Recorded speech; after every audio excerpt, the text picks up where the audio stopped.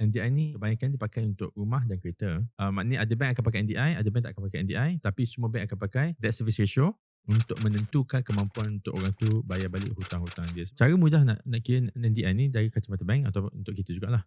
You ambil you punya net income. Net income tu adalah you punya gaji kat payslip tu, tolak semua dulu you punya statutory deduction, contohnya EPF, SOCSO dengan PCB. Then you dapat you punya net income. Tolak you punya debt obligations, contohnya you ada rumah ataupun rumah yang nak beli ni akan ada dia punya installment lah, contohnya RM500 sebulan. Tolak, baki itulah you punya net disposable income, itulah duit yang you akan pakai untuk hidup.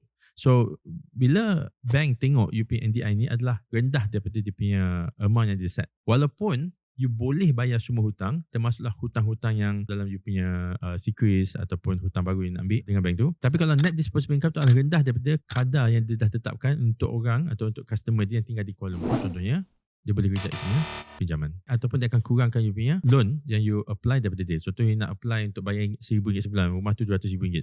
Dia bagi RM800 sebulan lah. Sebab you punya NDI tu tak mencukupi. Sikit sangat. Dia kata, yes betul, you boleh bayar balik loan based on DSR, 60%, bla bla bla bla. Tapi RM800 je nak hidup kat KL ni, tak logik. So bank, dia jaga juga dari segi risiko kepada bank adalah dia tidak boleh ada NPL, non-performing loan. Kalau dia ada, banyak sangat kadar dia, peratusan dia berbanding dengan semua hutang-hutang yang dia telah bagi, bank negara boleh audit dia.